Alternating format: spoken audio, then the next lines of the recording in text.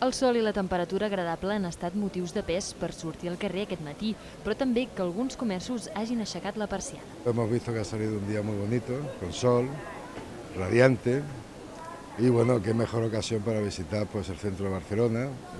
También la llamada de que estén las tiendas abiertas es importante. Pues l'ha aprofitat ma mare per venir a veure'm aquí a Barcelona, que estava tot obert, i així, mira, passem el dia juntes. Avui ens ha vingut molt bé.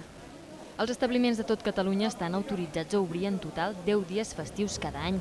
La Generalitat en fixa 8 i cada municipi n'afegeix els 2 restants. És el segon any consecutiu que l'Ajuntament escull l'1 de novembre.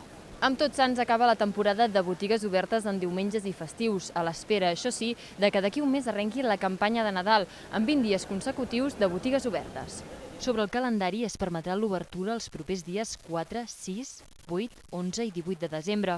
Al llarg del dia d'avui s'ha vist força gent pels carrers del centre, però poques bosses. Jo he vingut amb la família a mirar Barcelona i, bueno, com sempre, doncs, si estan les tendes obertes sempre cau alguna cosa, però no veníem amb la intenció. Hem vingut a passar el dia, a prendre el sol, perquè feia molt bo, i de pas doncs, hem mirat botigues, hem comprat, hem anat fins al mar.